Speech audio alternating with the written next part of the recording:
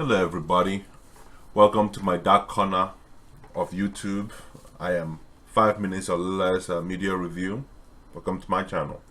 I know this is a relatively new channel, but the main purpose of having this channel is basically to bring things in a quick format. I know a lot of people's time is quite precious, so I try to monitor myself to make sure that I deliver to you the content I wish to within that time frame. Now, there's going to be some content on this channel that will not include that barrier. Things like this, whereby I have to talk about certain things or my experiences or what have you. But the majority of other media consumption when it comes to review, I don't think I have to say a lot. I can either just simply say, okay, this is what I want it to be, or this is what I don't want it to be, or this is what I experienced during my watch. With that said, let's get this out of the way. There's been a game that I've been playing for quite a while, and that is Divinity Original Sin 2. It's a game that came after Divinity 1, and personally I think it's a far more better game than the previous one.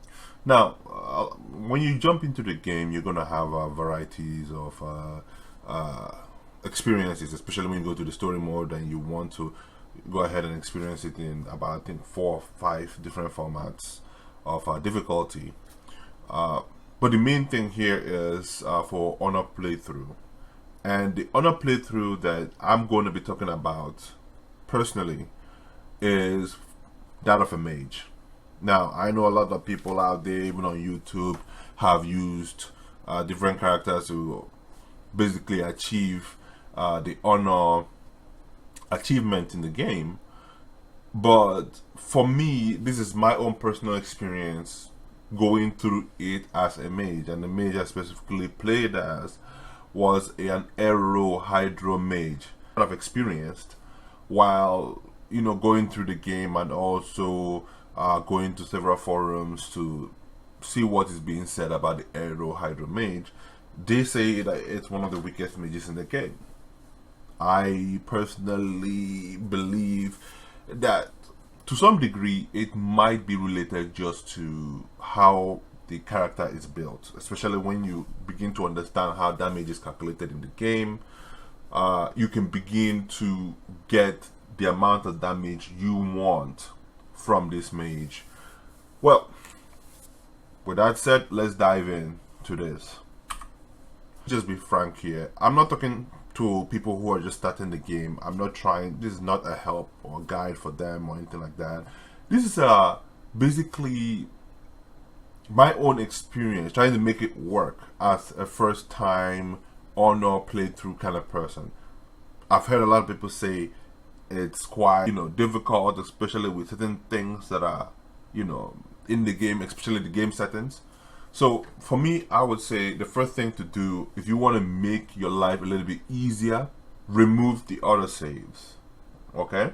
Normally in honor mode, when you're about to start the battle, it immediately saves for you for some reason. I don't know, it just starts saving. Do not do it. Okay? Remove the auto saves and save yourself some headaches.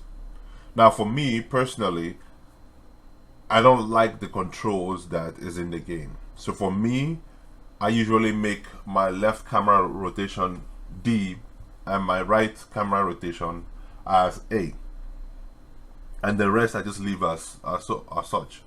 I know that D and A are bound to other keys. I don't care, I remove them.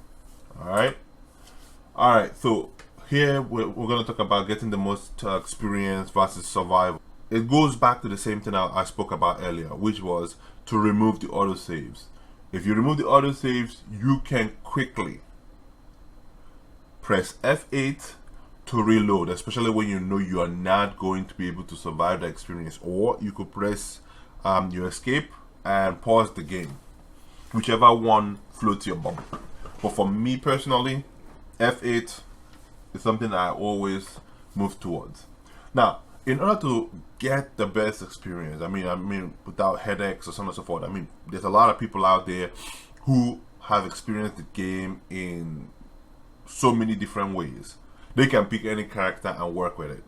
But the first time player in the mage era, I would say your selections should be that of elves, Thane, and then humans. And the reason why it's, well, if you've played the game, you already know what it is. Mobility, increase in mobility and better buffs. Okay, so mobility to me indicates anything that gives you extra turns, extra AP, moves anything around, you know, makes you invincible so you can relocate. Those are mobility abilities or items. So understand, mobility and damage is king in this game. And once you're able to utilize those two skills to your advantage, you're definitely going to walk away from every scenario untouched. There's always a high possibility of you walking away from, you know, every battle untouched. There's always a high possibility. Now the tags, I put Scholar and Mystical.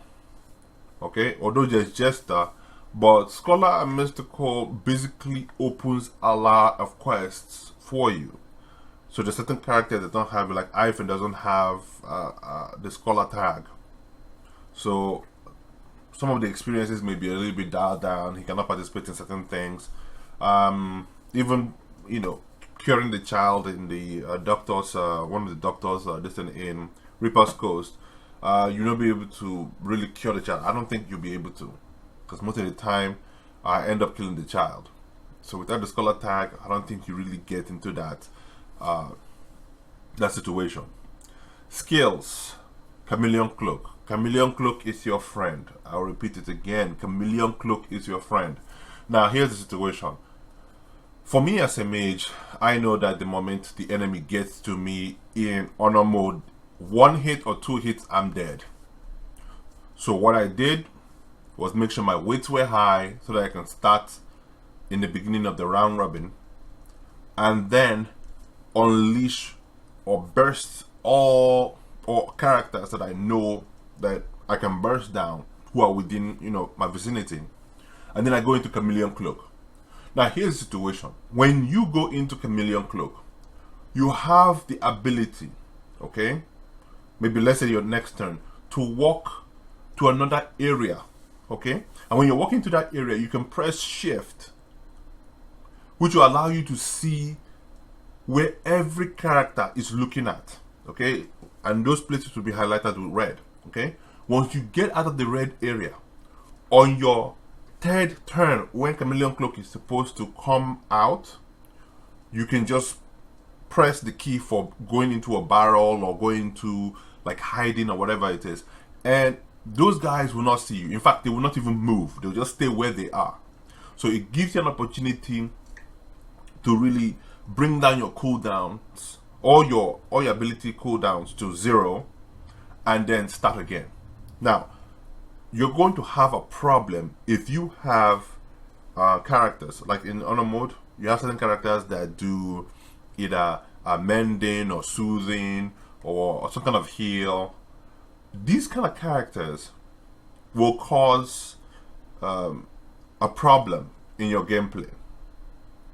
And so the thing about it is, if you come out of a reload, okay, or before you even start, or while you're in Chameleon Cloak and you see any one of them doing anything like ignition or global cooling, or, you know, just or a scream, basically trying to find your location or trying to do some kind of large AoE so that they can hit you, you know, make sure you take that person down quickly, okay, very quickly.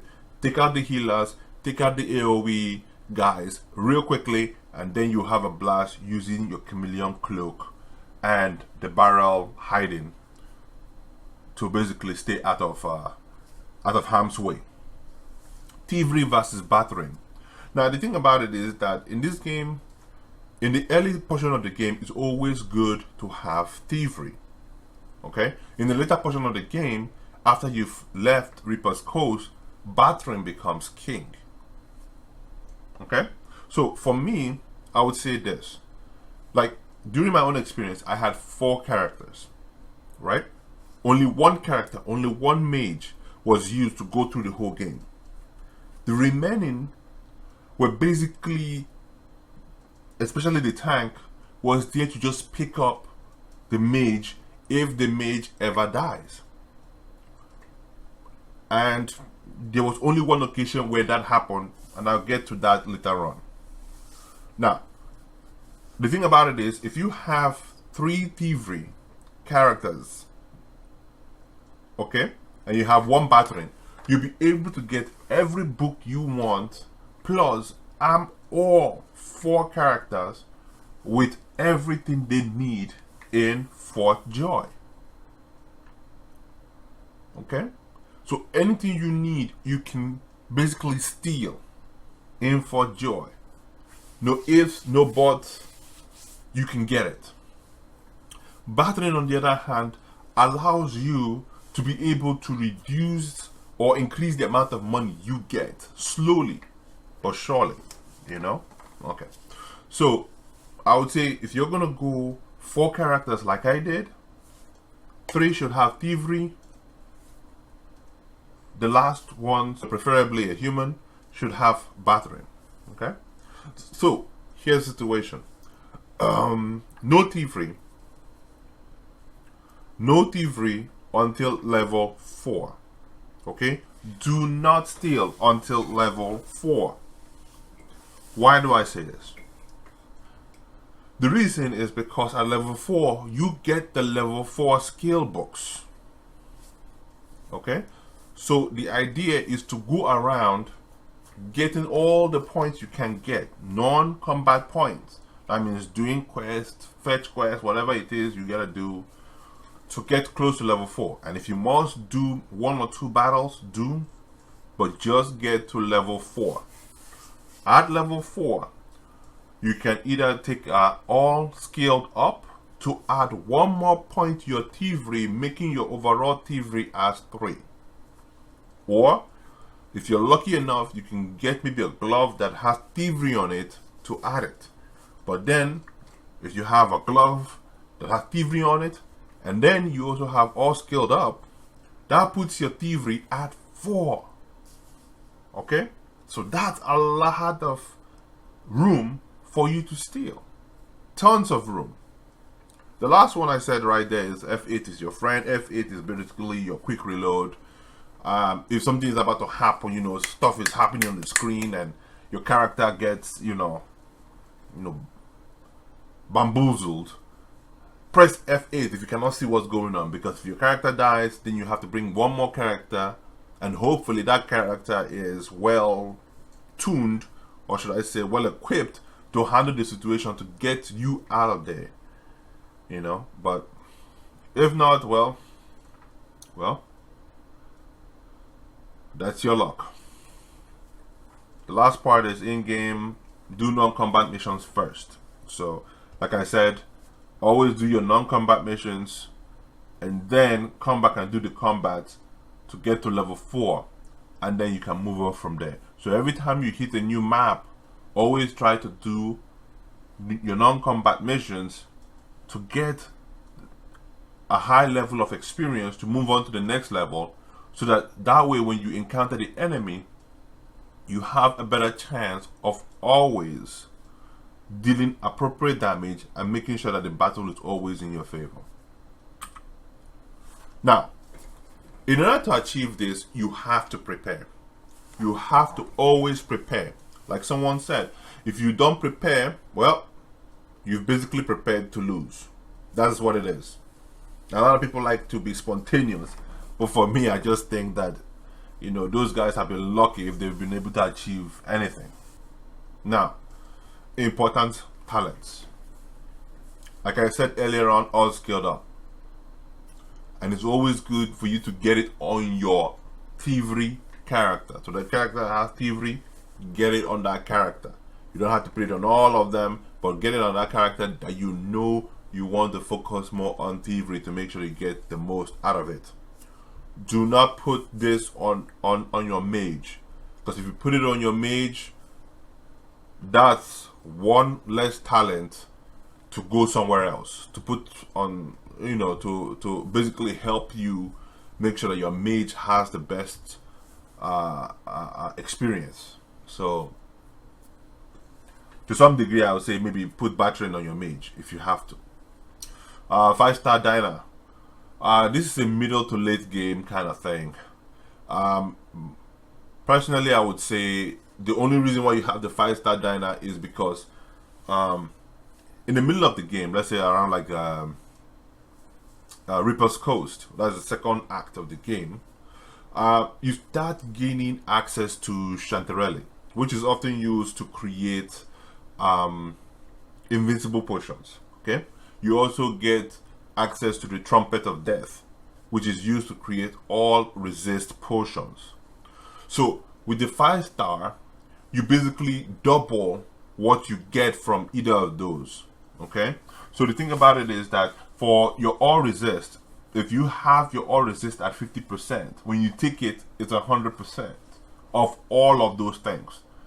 So now you're no longer going to depend on your Chameleon cloak as you did in the first round, in the first stage, or for joy. You're not going to depend more on your Trumpet of Death. So if you have your Trumpet of Death and you have your dodge potion, or should I say nimble, the nimble potion basically, which you get by putting a potion and a water essence, empty potion bottle and a water essence. If you take the nimble potion and you take the all resist potion, you no longer need to continue to use your cloak anymore. Okay, your Chameleon cloak. Both of them are most useless. Come Reaper's Coast, you don't really need it because everything, almost all the characters can't touch you. None of them can touch you. I mean, you basically just stand in the middle of everything and just keep soaking up the damage. Okay, the only time you have to be scared is if you have characters that use necro skills. Okay, and that has to do with the elf that asks you in Act 2 to go and get a tablet for him in the Black Pits. Okay, but that's the only character you have to fear in Act 2, because he uses some kind of a glitter, and he uses Grasp of the Starved, and a couple of other things, other necro skills. So you have to be scared of this guy.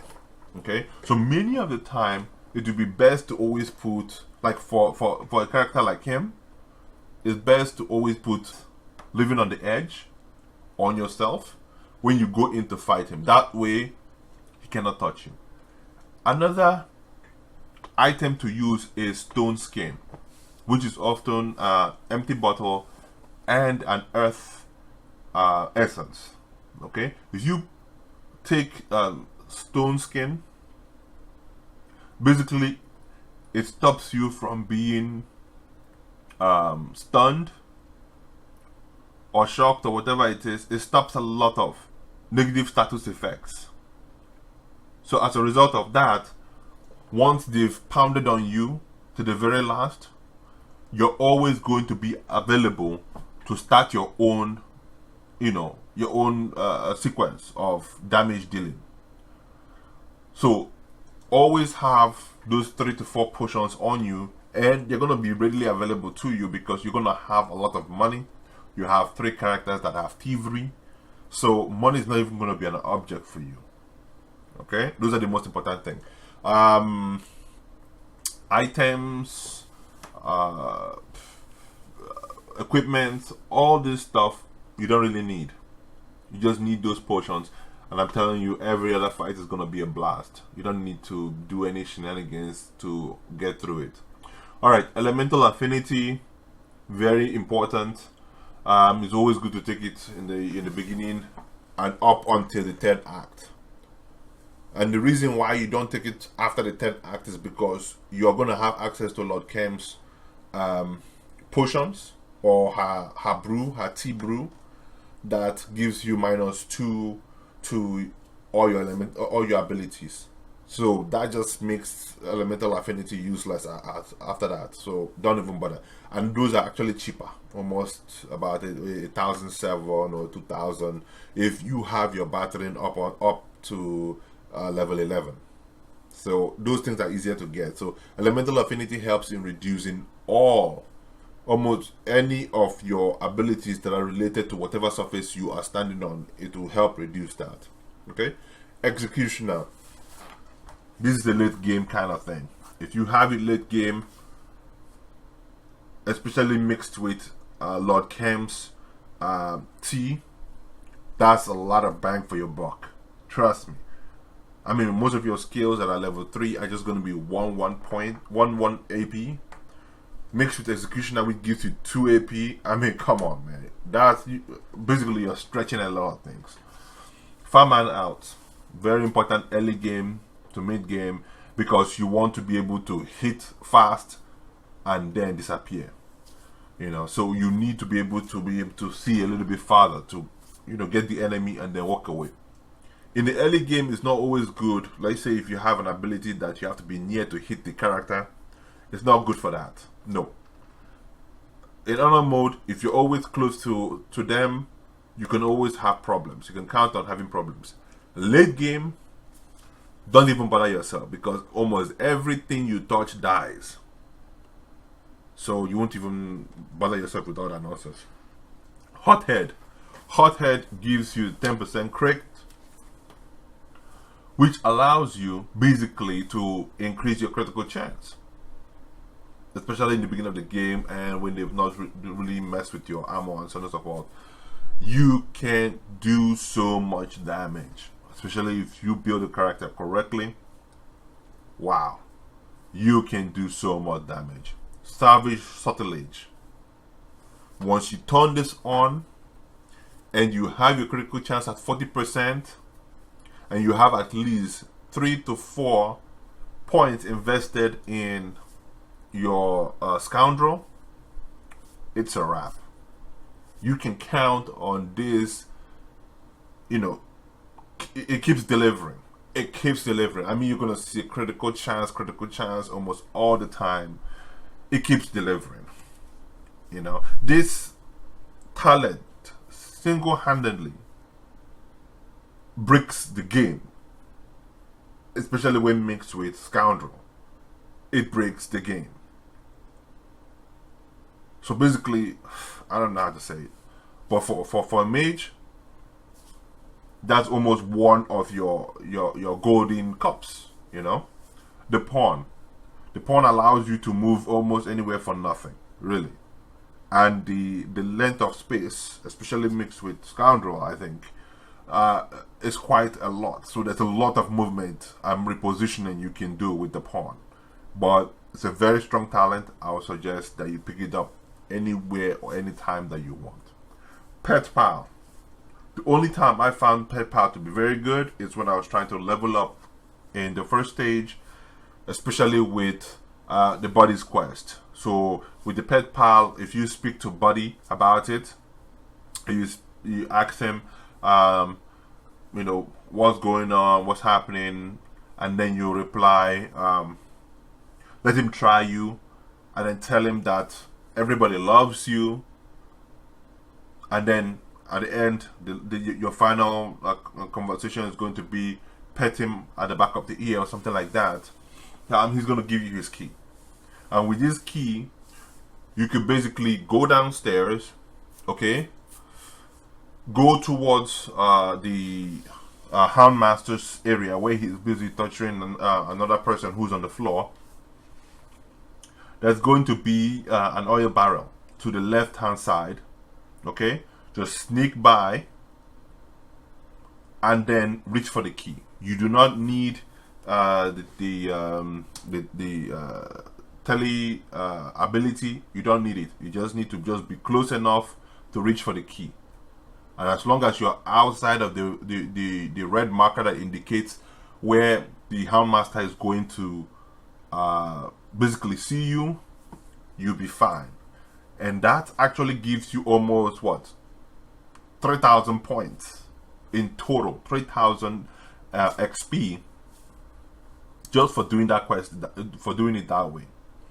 You know, so yeah, that's a very good experience right there. Now, important skills and items.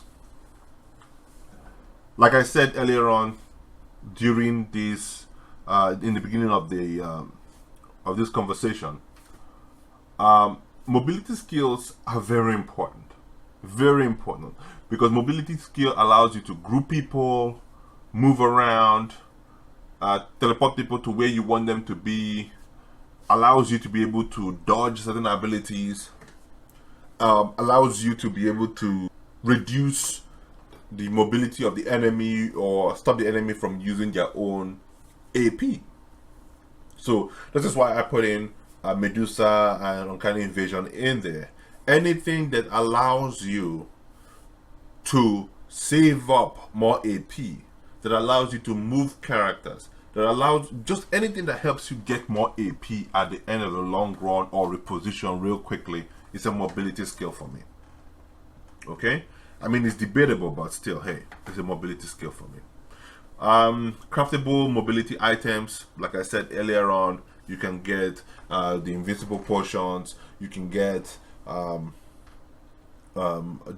nimble potion, just anything that would allow you to be invincible, to resist certain things is great. Okay, and to your left you can see a lot of items on that screen right there. I mean, sure, some of the potions are not there or highlighted, but it shows you a couple of things that you need to know, especially the feathers. A lot of people don't understand that feathers, pillows, these things are very, very important. Okay, feathers come from pillow, so understand, whenever you see any pillow, take them. You can use a knife, open them up, and get your feathers that way. It gives you only one feather, I think. Okay? So, living on the edge. Like I said earlier on, living on the edge is one of those things that allows you to stay at least 3 turns without dying. And let me put it like this for you. If you're living on the edge, it's about to expire on the turn, on one turn, like during the one period of a round robin, right? If living on the edge is going to stay to the end of that turn, or once you do your ability, you can do a delay on your ability, on your turn. Okay, do a delay on your turn, and the living on the edge will stay all the way to the end of the turn, so that you can do your own damage. So when I know that, you know, it's best for me to delay my turn until the end, I go ahead and do so. I make sure that I can do my damage at the end, right? So basically, that is more like trying to make sure that it goes all the way to the end of the turn. You can also do that for Uncanny Evasion, or you can do that for some of the other potions. So just keep that in mind. So for living on the edge, you can actually get them from combining high shadow essences plus giblets. Now, I've met a lot of people online while playing the multiplayer who don't even know this. Okay? But giblets are very important, and you get them from the beginning of the game towards the second part of the game, and then that is it. Okay, so from the beginning of the game, always store all your giblets, because you don't get any more. You don't get any more. Always store your giblets. Okay. And another item, very important item, is control mind, or is it like a love potion or whatever it is? You get that by combining the perfume bottle and the honey. All right. Understand that Act 2 is where you get most of it, and then moving forward after that, you have to struggle to really get it into your arsenal. But let me put it like this for you: as a mage, once you burst down someone's spell armor, throw your grenade on there and watch the fireworks. All right. It gives you also more damage. that way. So if you're not so sure of beating whatever it is, go ahead, burst down the magic armor of the strongest enemy you can find. Throw the control mind item, okay, on them, and then boom, watch the fireworks. You know, for 2 turns, that guy is going to lay some hurt on the bad guys. You know, so that's the way I like to do it. I think personally it's better than Charming Arrow. You know, so it's great that way. Skin graft. Skin graft is going to be animal skills plus source orbs and you know, sheet of paper. So understand that that's very important. Okay, in the beginning of the game, you're going to get a lot of animal skills. Keep them. When I first played the game, I didn't know what the animal skills were for. I sold them. So now that you know, understand that animal skills is very important. Once you mix it with source orb and a sheet of paper, you get a skin graft. Okay? I don't know whether you can get it as early as for joy, but there's always a possibility. I don't know. Because you get the sheet of paper, you get the animal skills. Source orbs, I don't know. I've not seen any other place where I got the source orb. Apotheosis. Apotheosis, I would say, becomes useless until... I mean, apotheosis might be useful, maybe, in the 3rd act of the game. But I feel like if you know how to make a character good, the ability that requires all 3 of your source will actually destroy, you know, the enemy in 1 turn. So for me, I just feel like as if it's not worth the 3 points it takes up in your memory area. I think it's not worth it. The only time it becomes worth it is if you have the puppet bead, which you only get in arcs. So personally, I would say apotheosis is a hit or miss. If you build your character right, by making sure that, you know, you put some points into the elemental area where you want, which is the arrow, the geo, whatever. You just put as much points as you want in order to get the skill that you need, and then put everything on in scoundrel, and then focus more on getting your wits equipment. Apotheosis becomes useless. And the thing about it is that a lot of people don't know that you can actually use drain life in the middle of combat. You can actually use it. So you can actually get source that way.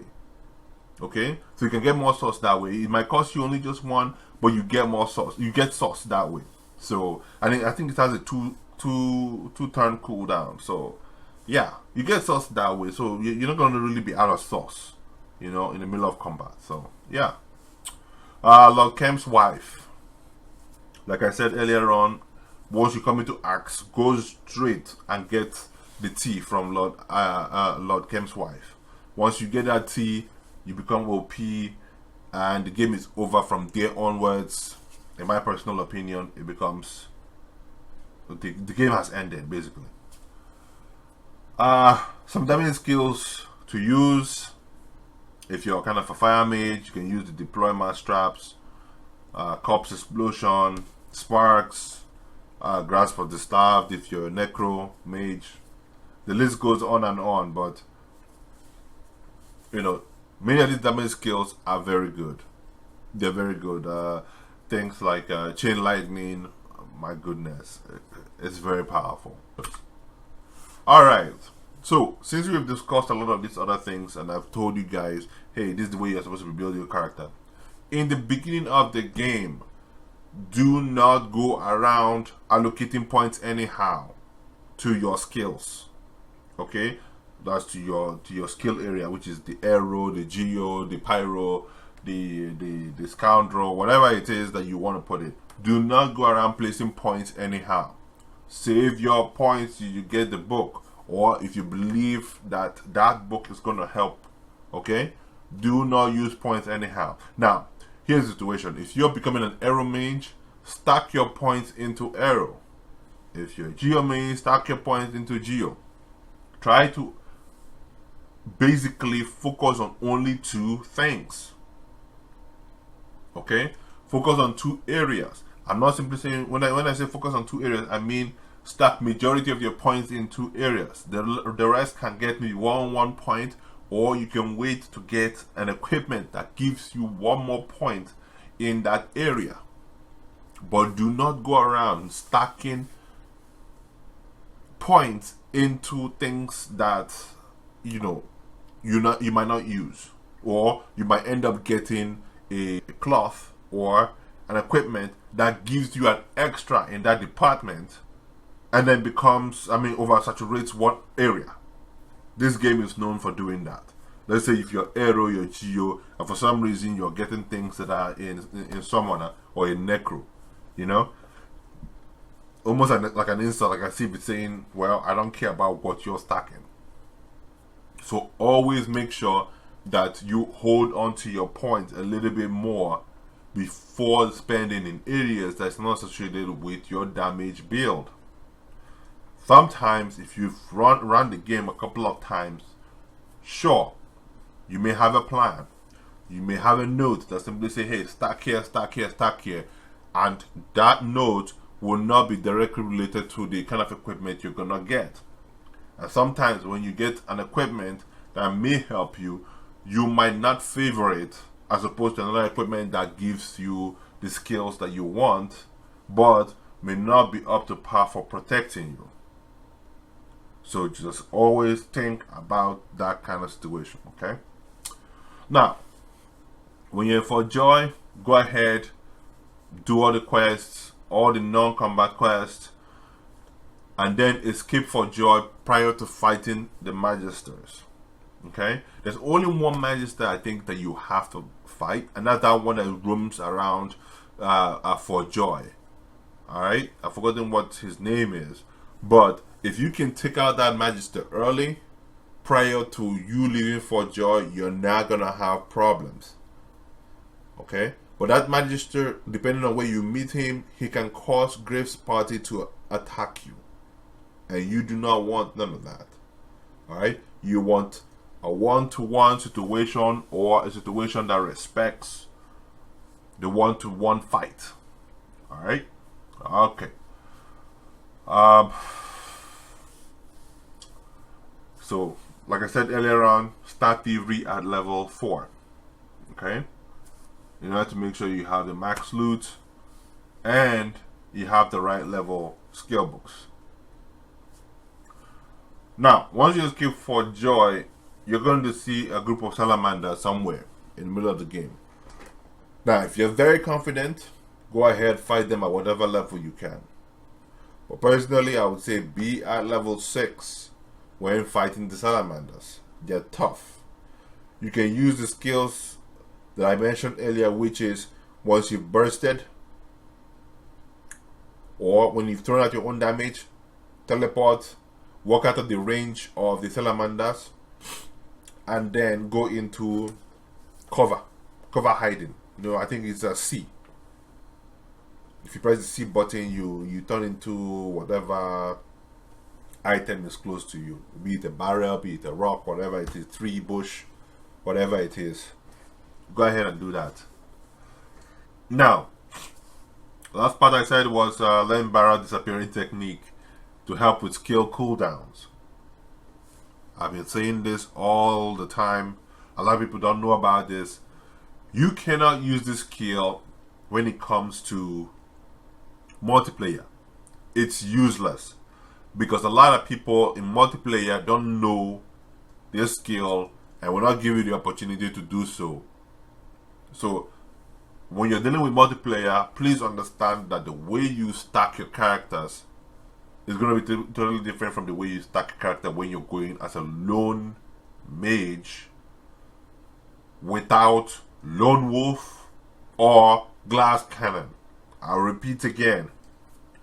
My so-called advice is for those who are going 4 characters but would select only one person to become the mage that they're going to use to traverse the whole map or the whole game. Okay, and this character is not going to have lone wolf or glass cannon on this character. Okay, if you have a lone wolf on your character, forget everything I have said here.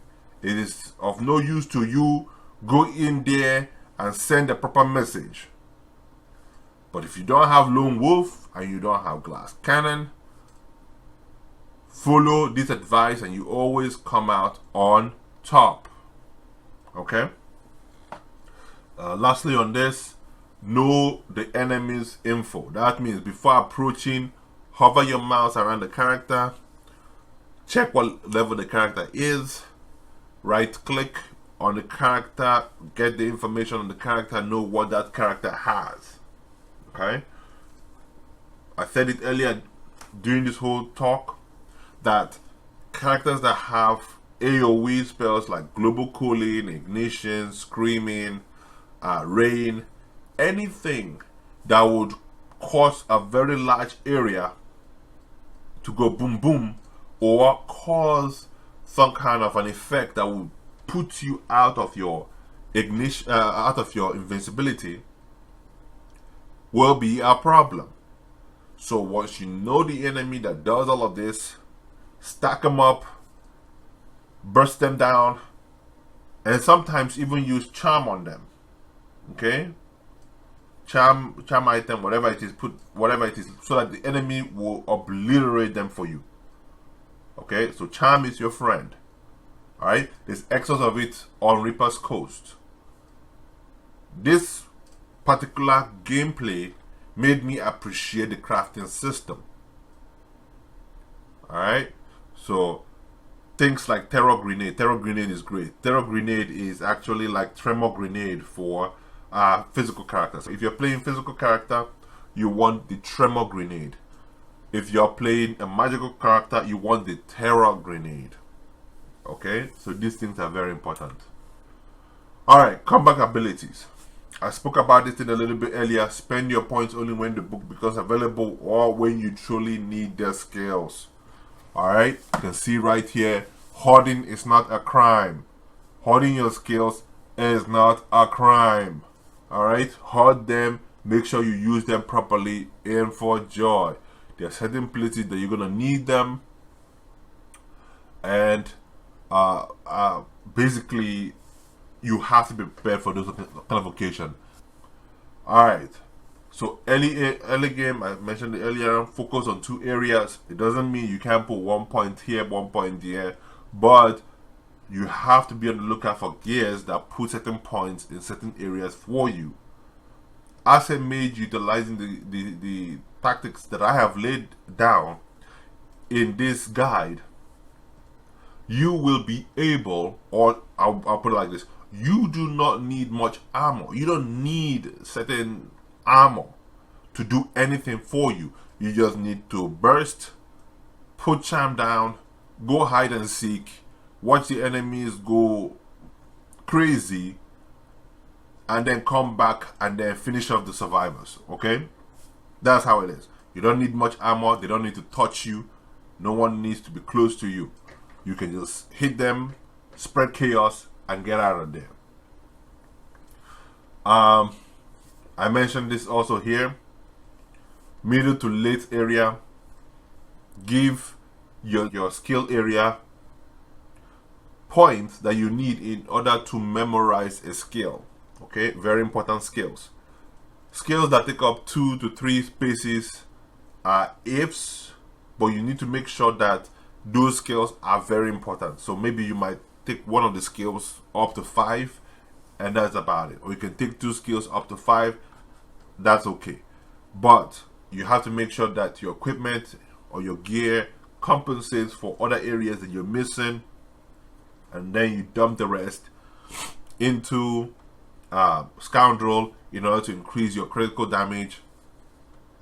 Make sure you take Savage Sortilege once your critical, once your wits have put you at the point whereby you have critical chance of 40%.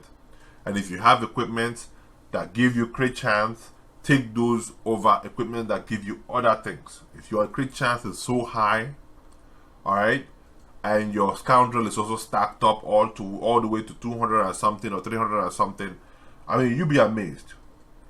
During my own playthrough, I will tell you this. There were certain skills that only gave me up to 350. Okay? When I use this skill on only one character, I'm seeing close to, I won't lie to you, 1,000 plus. And one time, okay, Chain Lightning gave me 2,200 when it was just at 430. 2,200 just for one hit. It was mind-boggling. Okay, so get those crit chance up, get your scoundrel up, put the savage subtle on, and watch pain. You know, you'll be called the bringer of pain. Alright guys, that's it. That's the end of my talk. If you have anything to say or you wish to add anything to this, please put it in the comment below. I know I'm still new. I'm like a new baby compared to a lot of people that have played the game, but I just wanted to share my own 2 cents on it. Okay, and with that, 5 minutes or less review is signing out. Take it easy, folks.